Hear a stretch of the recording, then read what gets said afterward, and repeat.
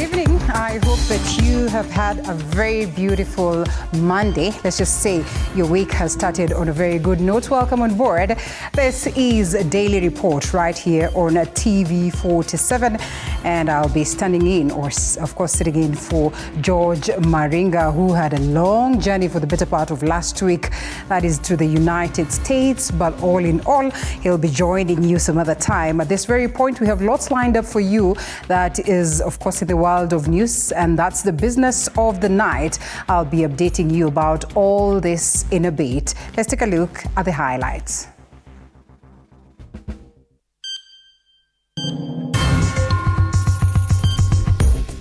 Tonight, watu wamepanda miraa, wamekandamizwa sana, wamekasirika sana. Police used tear gas to disperse Muguka farmers and traders in Embu. An Interior CS Kithure Kindiki now says 25,000 households affected by recent floods have received 10,000 government stipend. The radicalization and the violent extremism phenomena are disproportionately impacting youth and women from marginalized areas. Cohesion Commission NCIC puts politicians meddling in hate speech on the spot. We want the president to take it upon himself and instruct the ministries concerned to be able to implement the African court case. Also tonight, the Ogiek community is now calling upon the government to expedite their resettlement program. And Daily Report begins right now. My name is Linda Alela. Sign language interpreter on the other end is Catherine Simaloi. As always, the lines are open for you to speak to us. And we have all this news that, of course, we want to update you on. And we start off with this one.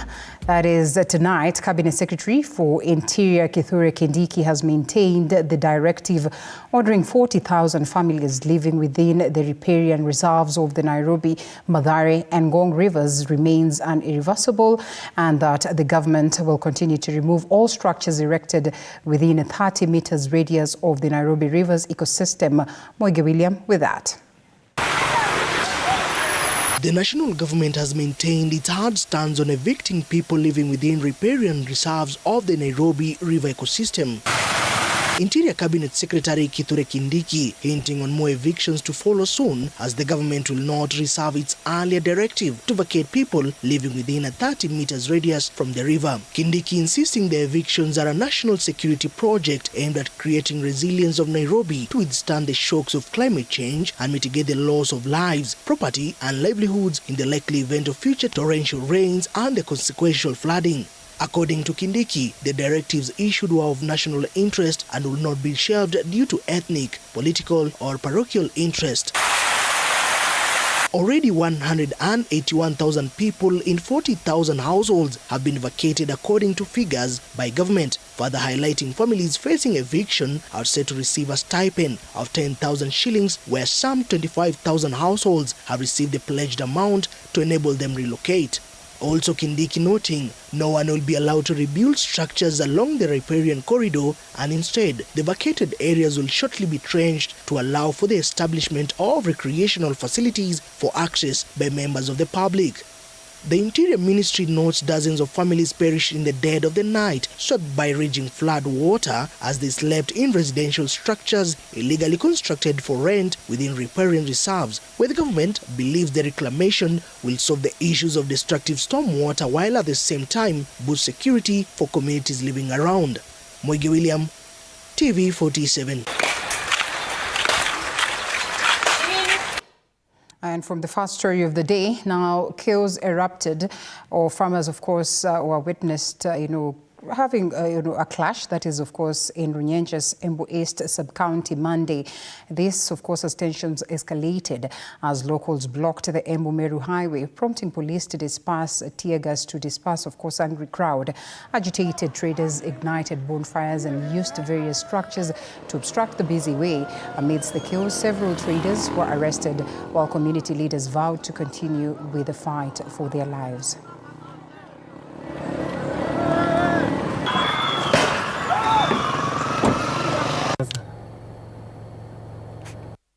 Ile kitu imetuleta hapa hii siku ya leo, hao watu wa miraa ambao wanunua miraa, hao watu wamepanda miraa wamekandamizwa sana, wamekasirika sana kutoka juzi, jana, leo. Hakuna kitu biashara wa miraa wanafanya huko Mombasa. Kwa hivyo wamekuwa maandamano hapa, wamefunga njia hii siku ya leo. Watu wamekasirika sana. Hii biashara ya mgoka, hiyo ndio biashara imetulea. Ile jeshi yote unaona hapa ni miraa ndio inatusupport. Kwa hivyo tunaomba gavana wetu ama rais waingilie hii kitu, kwa sababu tumenyamaziwa. Kuna siku kama siku 4-5 zinaenda kuisha, hakuna biashara inaendelea. This was so unfair of Governor of Mombasa and his colleagues. You know, waking up and deciding that we are going to ban a cash crop that has over 105,000 farmers in Embu alone.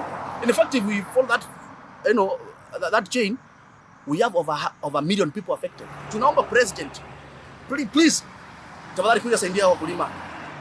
There's panic all over here. People are almost sleeping angry because, especially these people who don't save, who just sell mokoka and buy food. All right, and we get to a different story where the National Cohesion and Integration Commission has urgently called for decisive measures, that is to end the surge in criminal activities that are claiming innocent lives across urban centers of Nairobi and Mombasa.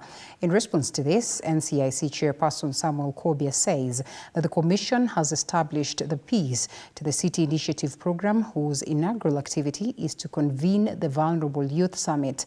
And as Micah Gungu now reports, NCIC says that the country should cultivate a culture of peace to replace the devastating culture of violence and, of course, respect for the law and tolerance for divergent opinions. The National Cohesion and Integration Commission has stressed the necessity of preserving the rule of law and safeguarding lives, expressing grave worry over the growing disputes along counties' boundaries that have now turned murky and violent.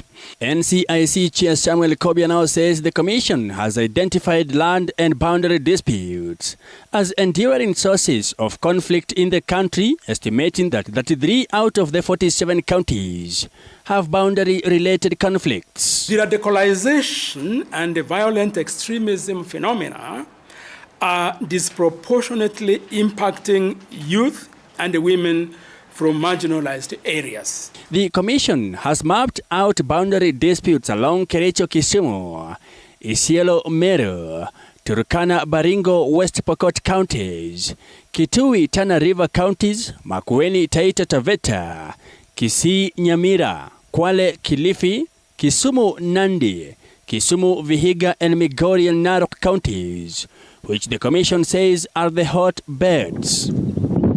The borders are reported to serve as a catalyst for the ethnic hostility by dividing people, keeping them out and using discriminatory possession. Kenyans have the freedom to go anywhere in the country, whenever they want, and provided that, of course, all this is being done within the law. According to the NCIC, over the past months, the Commission reported that more than 75 people have lost their lives in attacks by armed criminals, and many families displaced from their homes.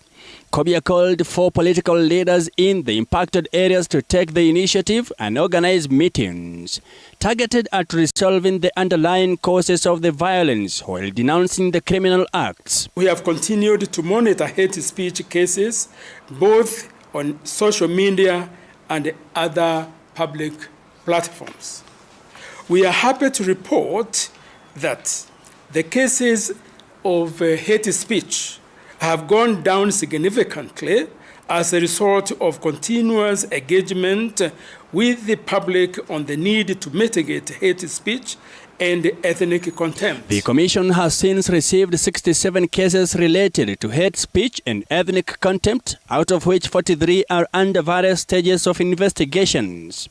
2 cases are before the court, while 13 cases have been concluded. We have a mandate to investigate this, and if necessary, having got the people to record statements regarding those particular incidences, then they can face prosecution. In regards to the social media platforms, the Commission flagged out 44 cases on discrimination, 24 cases on incitement, 6 on hate speech, 93 on misinformation, and 68 on disinformation, totaling to 268 cases. Mike Kagwango, TV47, Nairobi. Thank you, Mike, for that extensive report. Now, Budalangi floods victims living at Mudembi camp of Bunyala North Ward, that is in Busia County, are now calling upon the national and county government to come to their rescue following the afflictions that they are going through in the camp. Wanji Sostin has filed the following report as to that. We visited the Mudembi camp nestled in Budalangi constituents where flood victims sought refuge. Here we encounter faces etched with misery, revealing the harsh reality of their plight. Led by their chairperson Frederick Okello, the victims plead for President William Ruto's intervention as basic necessities like food remain out of reach. Hajaweka chakula yote kwa sababu mahali pa kupikia pia hakuna. Kwa hivyo huwa tunalia kama serikali mtusaidie, na wabunge na wasahani wengine watusaidie, kwa sababu mahali tumefikia hatuelewi tutaenda wapi. Wamengojea sisi tukufe ndio sasa walete mchango. Kitu yenye inanishangaza sana, tumeshindwa. Sisi ni wana Kenya ama sisi ni wana Uganda? Mvua inatunyeshea, hata watoto wameshikwa na pneumonia, watu wakubwa wameshika na pneumonia, malaria pia ndio hiyo iko juu. The assistant chief of the area paints a grim picture, revealing that over 30 families in the ward endure deplorable conditions in the camp despite their cries for help. The government struggles to provide a viable solution to the recurring floods tormenting Budalangi. Amidst this turmoil, during a modest donation drive by Busia County journalists, the assistant chief acknowledges the rare display of humanity. He urges more compassionate souls to join the cause. Hata wale ambao kwa kambi saa hii, wacha hata mambo ya kusema kwamba kuwatengenezea hema. Hata mahali kwa hema yenyewe ndio hakuna. Wanahabari wa Busia County ambao wametutembelea leo kwa msaada wenu kwa watu hawa ambao wameathirika na maji. Mafuriko hapa yameathiri watu wengi. Busia County journalist chairperson Joseph Abuje echoes this sentiment, affirming journalists' unwavering support for the flood victims. He implores the government to emulate its action in Nakuru County by swiftly resettling these displaced souls. Kule Mahiu kwamba wakati ile landslide ilitendeka, serikali ilikuwa haraka sana hata kutafutia wale watu shamba, lakini imekuwa ni hali mbaya sana katika Budalangi. Many years down the line, watu wa Budalangi hawajaipewa hata mahali pa kuishi. Watu wengi sana wameathirika na mafuriko, wengine wametolewa kwa maboma zao kabisa. Wanji Sostin, TV47. Now, as World No Tobacco Day draws closer, the Ministry of Health has announced its intention to increase awareness of the dangers associated with tobacco products amidst the fight against eradicating tobacco. This comes at a time when lobby groups are calling on Parliament to approve the increase of excise duty on tobacco products as part of broader fiscal measures. The Ministry of Health, State Department for Public Health and Professional Standards will lead other government agencies, civil society and partners in commemoration of World No Tobacco Day, that is on the 31st May 2024, as Anu Dida details. The Ministry of Health has today highlighted the milestones that Kenya has made in tobacco control ahead of World No Tobacco Day this Friday, including the implementation of stringent regulations and policies aimed at reducing tobacco use, establishment of a multi-sector task force, implementation of tobacco control laws, tobacco-free public spaces, review of Tobacco Control Act, third edition of graphic health warnings, capacity building for tobacco products, establishment of multi-agency enforcement team, establishment of multi-agency enforcement team enhanced public awareness and research collaboration. With the ministry's efforts to reduce tobacco consumption, lobby groups have also been in the forefront of calling on Parliament to endorse proposals to increase tax on cigarettes, arguing any changes will reverse the gains in the fight against nicotine use. Last year we did have a challenge, and the challenge was that the gains that were made over time by Kenya were reversed by the tobacco taxes missing in the Finance Bill 2023. And as we submit our proposals to the parliamentary committee, we hope that they will be able to consider and actually increase these excise rates more. So we look forward to a time when we'll be having around 15% annual increase on excise taxes. In addition, the Finance Bill 2024-2025 includes proposals to increase excise duty on tobacco products as part of broader fiscal measures, indicating a focus on raising revenues through sin taxes, which typically include tobacco, alcohol and related products. Na wakitaka kumaliza sigara, kama wanasaidia Wakenya kuachana na sigara, kuna mambo serikali inastahili kufanya. Ya kwanza, kufeed wale wanalima tumbako, wawape mambo ingine, wawache kulima tumbako. The Ministry of Health has also indicated that it will ensure that tobacco cessation services are accessible through the Social Health Insurance Fund (SHIF), emphasizing community-based models to address affordability and physical access challenges. The objective of the ministry in this year's World No Tobacco Day includes increasing awareness of the dangers associated with tobacco products, highlighting public health risks, exposing industry tactics, and reinforcing policy commitment. Ann Odida, TV47. Thank you, Anne. Now, mixed reactions have emerged after the National Transport and Safety Authority (NTSA) banned Forward Travellers Sacco from operating its vehicles within Nairobi and its environs. Forward Travellers Sacco, which operates over 600 vehicles, mainly in Eastlands, Nairobi, faced the wrath of NTSA following a fatal road accident at Jogo Hamza last week, claiming 3 lives. The news stirred varied sentiments, that is among Nairobi residents, with some expressing concerns about potential inconvenience as they may have to resort to walking home. Officials of the SACCO convened closed-door meetings to strategize a way forward, evading comments on camera regarding the matter. Meanwhile, NTSA's action has sparked controversy, with some workers appealing to the government for leniency. Kosea wasamee Forward. Forward ndo tunakula ndo tunakunywa. Hiyo ndio riziki yetu kila siku. Forward kama imekosea, serikali saidia. Forward isiishe, Forward irudishe kwa barabara. Tafadhali. Kosa abiria wanaumia. Abiria wanaumia kabisa. Saidieni Forward. Forward iko sawa. Hiyo ndio tunakula na tunakunywa. Hiyo ndio wangi ulingana na vile Forward imesimamishwa. Simi nimeona watu wengi wataumia. Bei wale wameweka kwa barabara wataongezea bei obvious. Utakuta gari zinalipiza 120, 150 kwa vile gari ni ndogo. Na familia mingi wataumia kulingana na vile wengi watakuja mguu. Na wengine bei yao itakuwa wanalipizwa bei ya juu.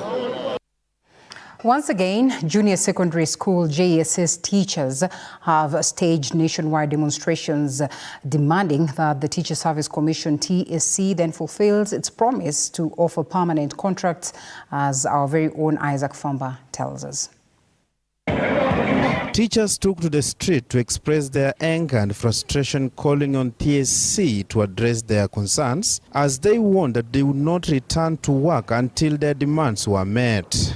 Belio Kipsang, ulisema kwamba internship ni 2 years alafu kuna confirmation.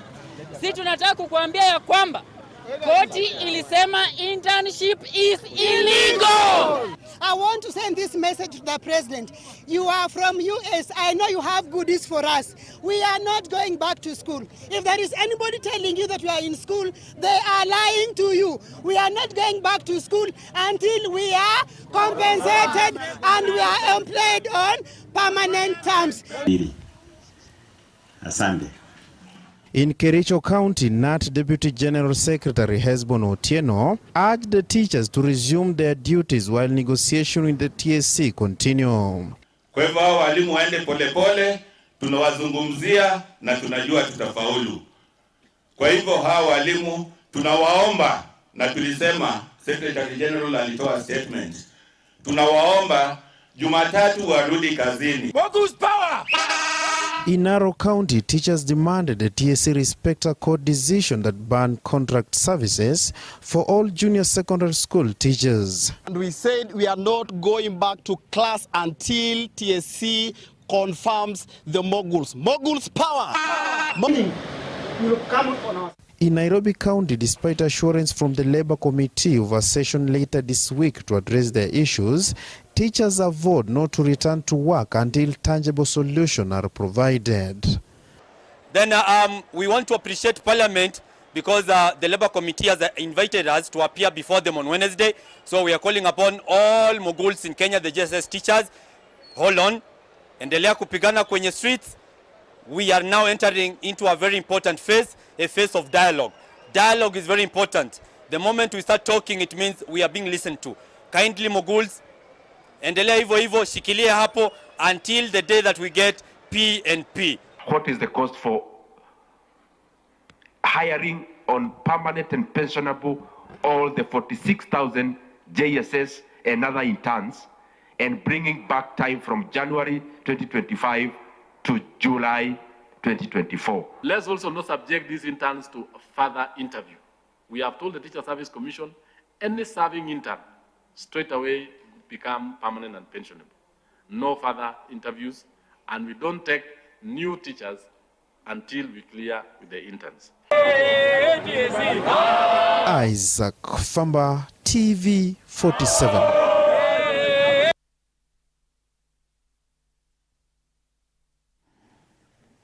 So tonight, as the national strike by clinical officers reaches its 57th day, the officers have criticized the government for not showing interest in resolving the matter and ending the strike. Speaking in Meru, the Kenya Union of Clinical Officers, KUCO, led by their National Secretary General Gibore Maroa, stated that outpatient services and major surgeries are not being conducted. Clinical officers who primarily worked at Level 4 and Level 3 health centers and dispensaries are expressing frustration over harsh working conditions. You can use that small 1 billion or 2 billion to convert us to P&P. Solidarity forever. Solidarity forever. For the union makes us strong. Great power. Muone hata sisi ni binadamu, sisi tunaumia. Please, tunaomba tu mtuajiri vizuri kama wengine juu we are doing the same work with other colleague. Mkienda kwa ward mnafanya the same job kama huko kwenye mtu anafanya peke yake, you do everything. Currently we are having over 72 facilities with only one officer who happens to be the UHC officers. And therefore when you talk about having our colleagues in the UHC being converted to P&P, we mean good for the population in Meru County. We mean good for those facilities so that they cannot be closed up. Embu clinic officers have not been paid for the last 2 months, and it's quite unfortunate because even if the county, General Secretary would call off the strike now in Embu, we remain out until we are paid fully. Kizuizi kikubwa kimekuwa Council of Governors, kwa sababu wao ndio wameendelea kukinzana na Public Service Commission ambao wameadvise kwamba hao watu waweko katika permanent and pensionable, na wao wameendelea kukataa kwa sababu ya decision ya ile ya Intergovernmental Coordination Summit. Sio kwa kupenda kwetu, ni kwa sababu tumelazimishwa na serikali kuwa katika mgomo siku 57 kwa sasa. Na tumesema bila wao kutekeleza matakwa yetu hatutarudi kazini. Hata kama wanaenda nje ya nchi, wakirudi tutawaeleza bado tupo tunawasubiri na tuko kwenye mgomo. And of course, to some others who are equally crying for their rights, the Ogiek indigenous community is calling upon the government and the National Land Commission (NLC) to expedite their compensation and resettlement program that is within the Mau forest. In addition, community members are pursuing compensation totaling to approximately 158 million Kenyan shillings for alleged moral damage and eviction, as reported by Chichi Josephine. Today marks exactly 7 years since the court ruled in favor of the community and pronounced that the government's alleged violation of Ogiek rights to property, natural resources, environment, religion, culture and development. Led by Ogiek People Development Program Executive Director Daniel Kobei, the community asserts ownership of the Mau forest as their ancestral home, clinging to their communal property rights over the forest. The community now demands full reparations for the profound violations endured. The Ministry of Environment has a role to be able to decassate or give Ogiek their land. Ministry of Land to be able to document it and make it clear the ancestral land of the Ogiek community. And also the Ministry of Finance. There is what we call compensation, which was set for the Ogiek community. And it is their role to pay. Hiyo miaka 7 imepita. Hatutachoka na tutaendelea kupigana haki mpaka serikali ifanye kulingana na vile koti ilifanya. The group has also decried being silenced by both the county and national governments in securing leadership positions. Even like Nakuru County, we did not receive even one nomination this time. Unlike even all the other years we have been receiving nomination for MCAs. Magavana yote ya kaunti 6 wakuja watueleze ni nini tulikosa, kwa sababu kama ni kura tunapiga, tunamkanga asubuhi kama jamii ya Ogiek tunaenda kupiga kura, lakini kutekelezewa ni shida. With desperation in their voices, the community implores the government to urgently and adequately finance the task force to empower them to fulfill their mission. We cannot continue. We don't enjoy this kind of struggle whereby Ogiek always are seen in the news fighting for the rights of their land. We want the president to take it upon himself and instruct the ministries concerned to be able to implement the African court case, both of 2017 and 2022. The fate of the Ogiek now hangs in the balance. The recommendations of this task force hold the key to their salvation and their return to their sacred ancestral land, and the issuance of communal title deeds are their last hopes for survival. SDG says leaving no one behind. Why have we been left behind? While the SDG says leaving no one behind. Unfortunately, Ogiek have been left behind. Sisi tunataka haki na hakuna kitu tumekosea serikali, na information yote ya koti serikali wako naso katika ofisi yao. Chichi Josephine, TV47.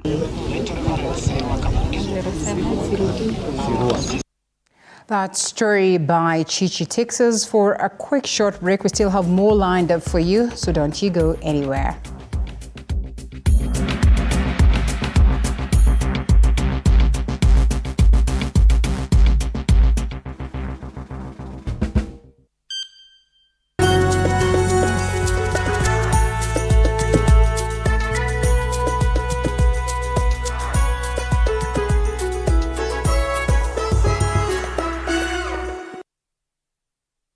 Kila kiongozi ana hadithi yake ya kipekee. Wazazi wangu walikuwa bit strict kwa sababu mamangu mwenyewe mimi kutoka kuzaliwa sijailala nje. The white small one, huyo ana sniff gunpowder na risasi na bomb.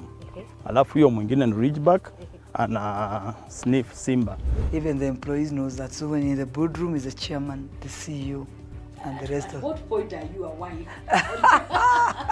The minute you get to that inside that door, you become now the wife. Na kila maamuzi wanayoyafanya hufichua mengi kuhusu utu wao na uongozi wao. We see God blessing us, and we now realize the power of giving also has to be rewarded back. Kupitia kipindi Mfahamu Kiongozi, tunakuletea mahojiano ya kusisimua na uchambuzi wa kina kuhusu viongozi wetu.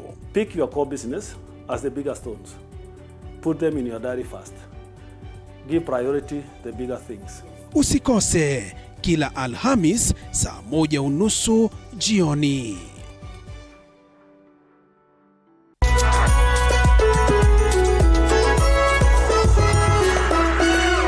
In a world where challenges are as common as opportunities, there are those who dare to defy the odds. They are the entrepreneurs.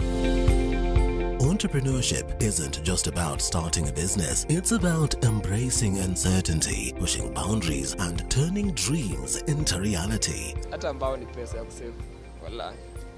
Ambao mwaka ni pesa nyingi sana. As long as you're earning something, there's always that opportunity to save. And you start with where you are. The way we run the business is in a very unforgiving way, where every team member has to bring up the best. To all the dreamers, innovators,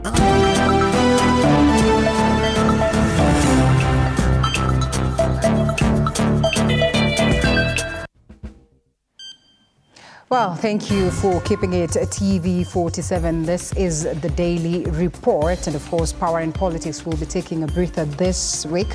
But certainly you expect to get the best of conversations beginning next week with George. And we go straight to some more of the stories. And of course, the Commission on the Revenue Allocation has today met the County of Kakamega government officials. That is to discuss ways of sealing revenue loopholes as well as addressing legal gaps in revenue collection. That is to improve the county's own source revenue. And as Violet Auma now reports, Kakamega has recorded about 1.2 billion shillings own source revenue in the last 11 months, which is almost half less of its 2.2 billion target this year. With barely a month left to the end of the 2023-2024 financial year, many county governments may not achieve their county revenue collections targets.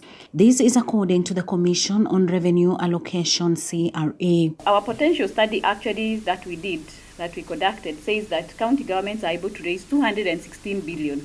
But unfortunately, so far, 2022-23, the latest figures are showing that county governments are only able to collect 45 billion. Speaking at a two-day conference in Kisumu that brought together CRA officials from Kakamega County and other stakeholders, CRA, led by Commissioners Hadija Nganyi and Isabel Wayaki, said that there is need for counties to embrace technology to improve their own source revenue.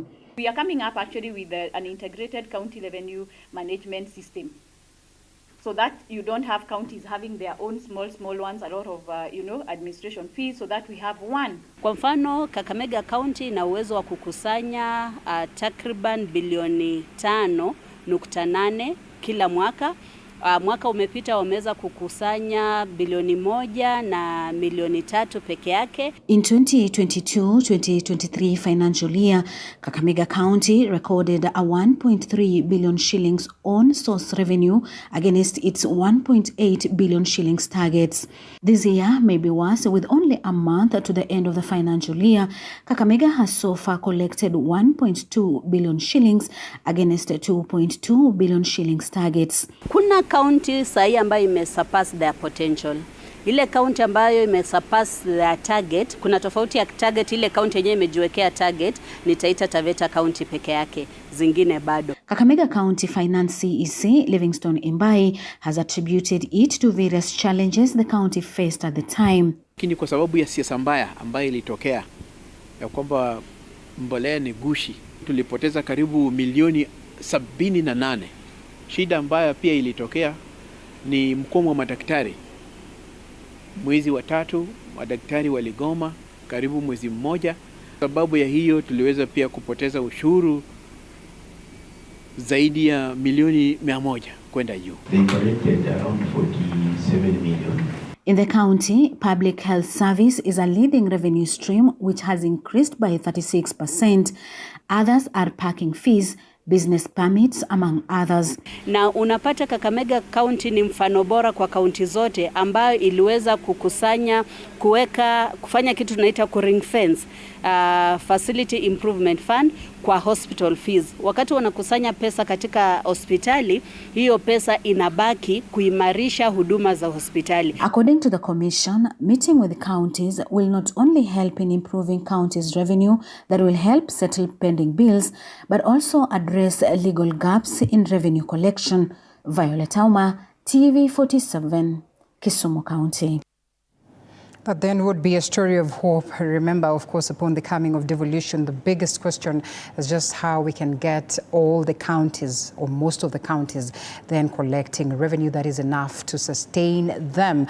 Now, as Kenya joins the rest of the world in commemorating the World Menstrual Hygiene Day, access to sanitary towels among young women remains to be the major obstacle in attaining dignified menstruation cycles for all women.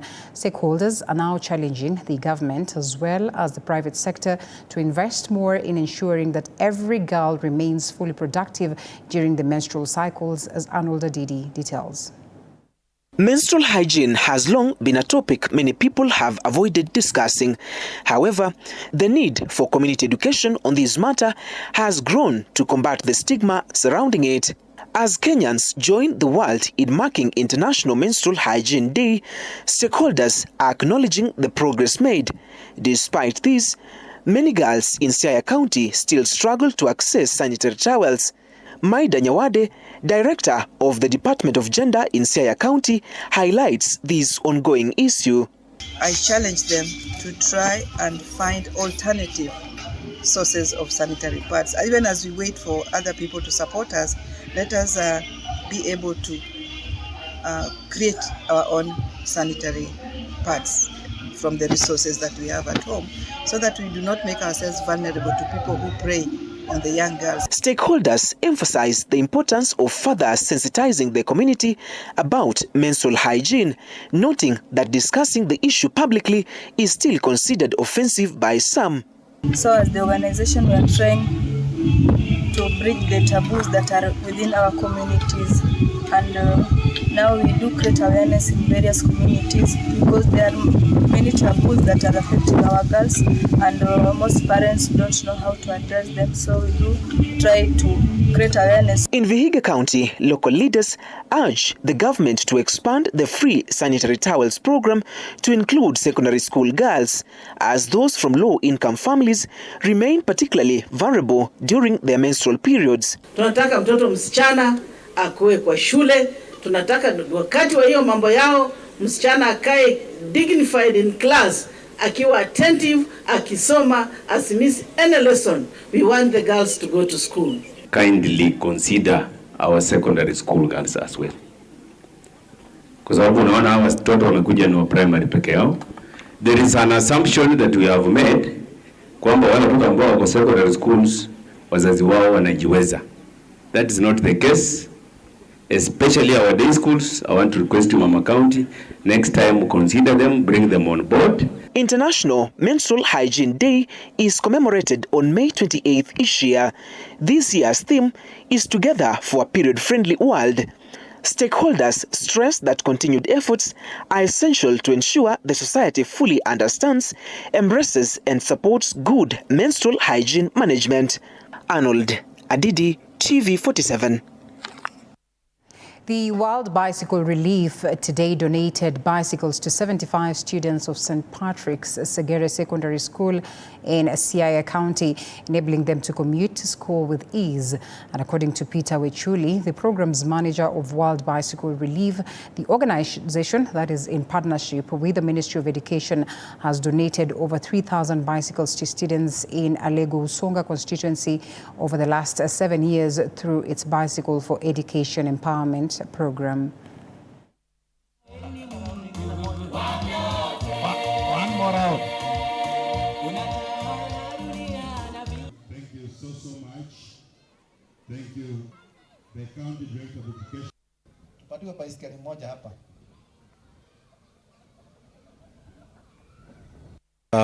We are excited to get to Segere Secondary School to distribute bicycles. to students through the partnership that we have with the Ministry of Education. So today we have distributed 75 bicycles in addition to about 120 that we distributed in the year 2023 in this school. So as we speak, this school has received a total of 195 bicycles. Absolutely. The objective of this program is basically to ensure that students who walk for long distances from home to school have that challenge alleviated through the provision of bicycles so that they can ride it to school. We've been here distributing bicycles to students. These bicycles are about bicycle relief donations supposed to support girl education within our schools. We normally distribute these bicycles at the ratio of 2:1. For every 2 girls, we also give 1 boy a bicycle. The bicycles are supposed to ease transportation to schools and mainly as an intervention to make sure that our girls reach school safely, are not possibly lured to other forms of transport which might be too expensive to their lives thereafter. Well, isn't that lovely? Now, an additional 280,000 households in 32 counties are set to be connected to the national grid following the signing of a new 27 billion shillings last-mile connectivity project contract. President William Ruto said that this will add to the 9.6 million Kenyan households that are already connected to electric power with a national access rate well more than 75%. The head of state said that the government has the commitment of 2.5 billion to the new phase of connectivity, while French Development Agency FDA, the European Union and the European Investment Bank EIB will foot the remainder of the cost. This event is an immense milestone on Kenya's journey towards achieving universal access to electricity in order to align our infrastructure development with our broader aspiration for a brighter, more prosperous future for the Kenyan people.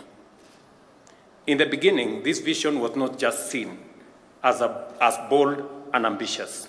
It was also considered to be too audacious to be possible.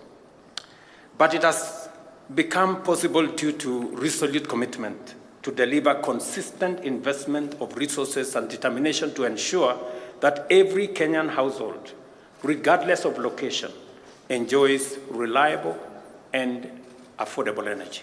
By connecting millions of households to power grid, we have not only illuminated homes, but also empowered communities, enhanced education opportunities, improved health services, and turned the entire country into one flourishing economic hub.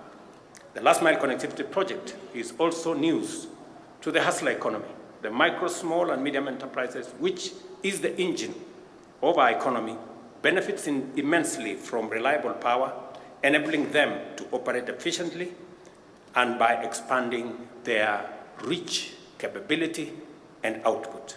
I do recall, Your Excellency, when I was Minister for Energy in 2013-2014, the cost of entry to the power system in Kenya was so prohibitive that nobody was able to get into the power system because they needed to have a one-off connection fee of 75,000. Excellency, this is the first signing. All right, the growing urban population is pushing up the affordable housing aim from the current 200,000 units per year, that is to at least 300,000 units. This is according to Lands Public Works, Housing and Urban Development Cabinet Secretary Alice Wahome. Shows, of course, the growing potential of the affordable housing funding project that has since its inception gained attention for all the wrong reasons. And as our reporter Hibak Said now tells us, the parastatal responsible for the actualization of the dream, that is the National Housing Corporation, NHC, has gained a brand new look for its 70th birthday. But does this reflect on the achievement of its mandate? Take a look. Since its inception in 1953, the National Housing Corporation has changed hands and arguably target demographics, but has retained its core goal. This, to provide and promote quality and affordable housing, a concept that has escaped a majority of Kenyans since the corporation's inception. However, the truth remains. Despite the 70 years title as a notch on the corporation's belt, around 70% of the urban population does not reside in decent conditions, with an arguable 40% lacking access to utilities such as electricity, water, and sewage services. We honor the past, celebrate the present, and look forward to a future filled with promise and potential. With a spanking brand new look, though, the corporation comes with a litany of new promises in the form of its Strategic Plan 2023-2027. Those who are hiding have a very short time, and the law will catch up with you, and we shall for sure come for you if you still continue stealing. And you know how things are done in this bill environment. Now it's a game of wait and see if the new look. We have not hidden anything. We have laid it bare. Some of our estates are quite wanting because they are old. And when your mother is old,